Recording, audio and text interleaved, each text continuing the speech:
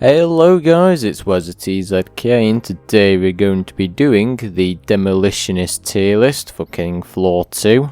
Here we have all of our Demolitionist weapons from 2016 to 2023. So without further ado, let's get started. So first of all, we have our C4, which I'm going to put in D tier. I don't really find myself using the C4 very much. It's not really that useful for me. It's a good backup weapon in case you end up running out of ammo in like a multiplayer game. But yeah, the C4 just doesn't have that much ammo, but it is cheap and you can pick it up for like very little space in your inventory, so I suppose it's good for that, but I don't really find myself using C4, never really needed it, so it's just a D tier for me. Coming up next is the HX25, and yeah, I'd have to give this a B tier. It is really good with upgrades, it does quite decent damage. It doesn't exactly have that big of an explosive radius, but it is still good at killing like Horde Zeds. It does have quite a bit of ammo, and it doesn't really take up that much space either, but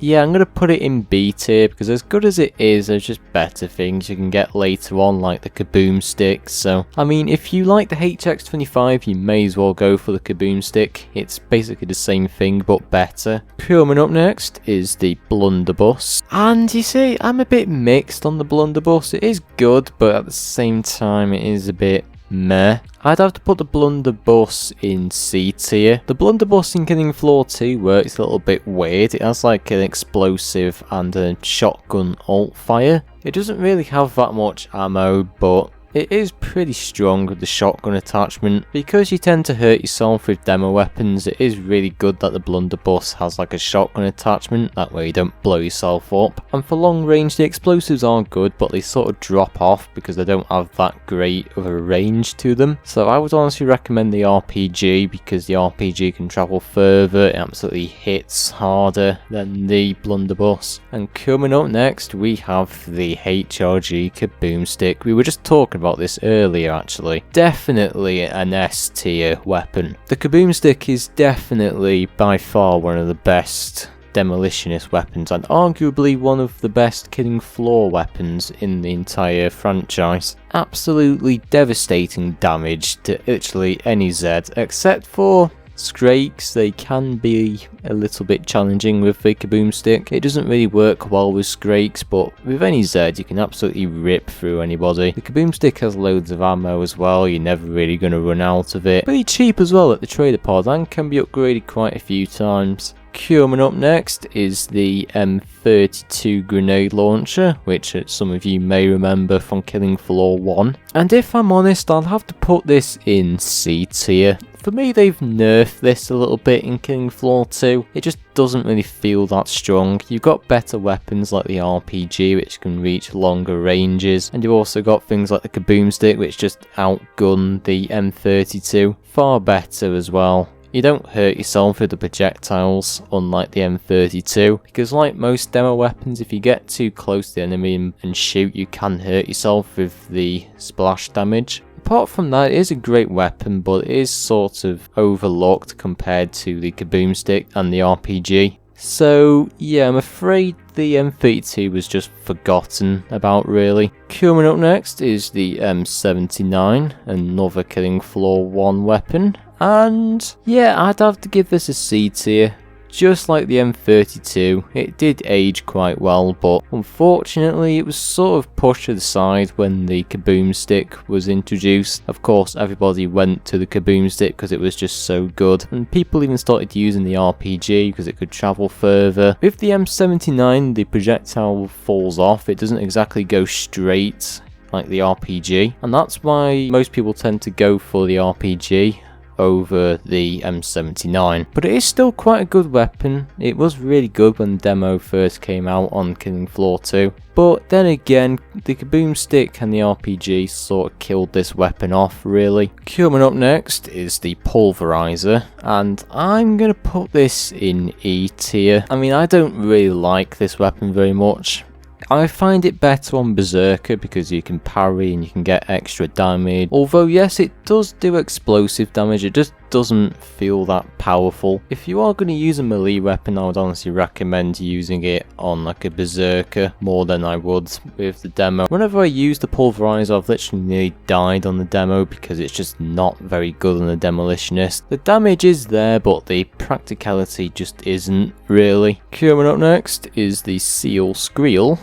And I'm actually going to put this in A tier. The Seal Squeal is a really decent weapon. When you hit Zeds with a projectile, they'll actually go flying backwards, which means you can push them away. And you can even detonate the explosion whenever you want, without having to wait for it to go off, which is quite nice. It's also got a decent reloading speed, got quite a lot of ammo. The only issue I have with this weapon is that it does hurt you when it explodes, unless you stand away from it. And that's really the only downside to this weapon. If it didn't have splash damage, then this would definitely be an easy S tier, but because it can hurt you, I'm gonna have to give it an A tier. But at least the projectile gives you time to get away from it, like rather than just exploding, so I suppose that's something.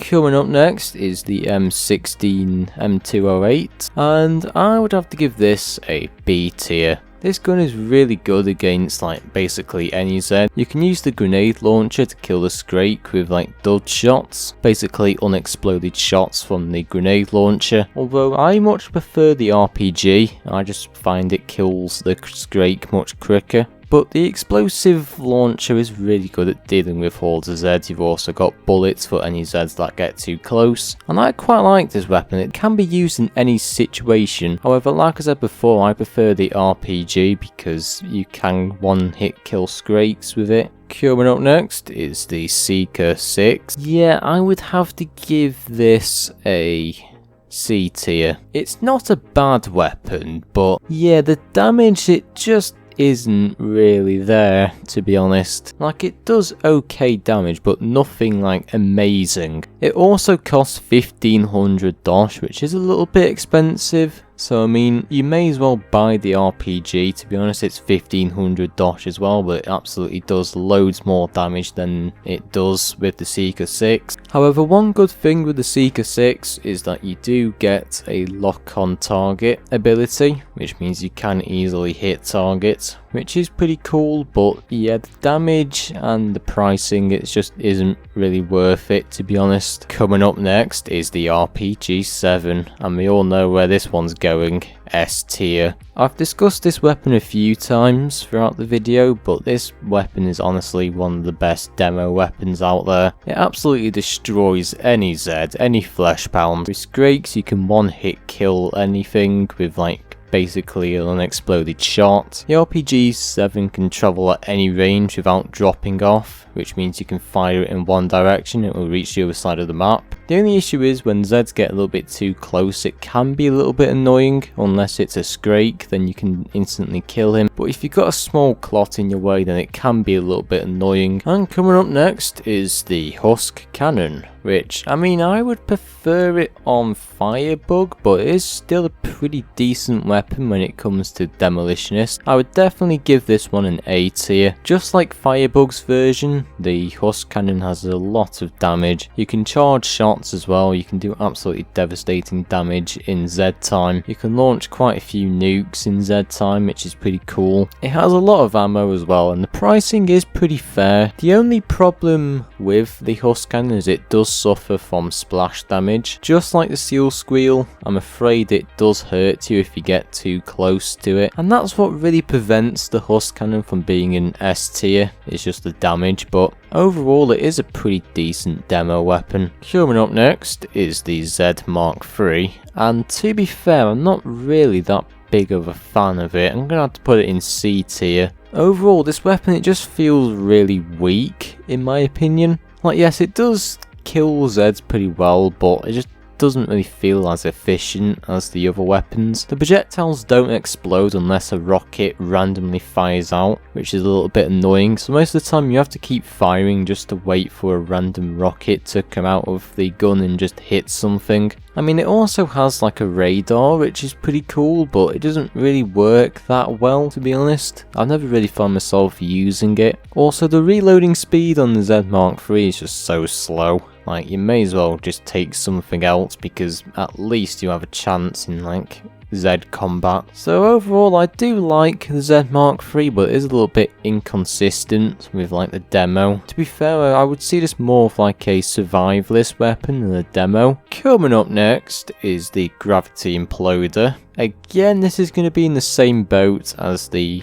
Z Mark III. The Gravity Imploder is quite a decent weapon. It does allow you to group Zeds together and kill them. If you end up finding yourself getting stuck, then you can just fire a shot of the Gravity Imploder. It will launch the Zeds all together and then blow up, which is pretty cool on paper, but the overall execution of this weapon, yeah, I just don't really see it being that practical. It's not really that strong. It is good against clearing out trash Zeds, but apart from that, it's just not that powerful really.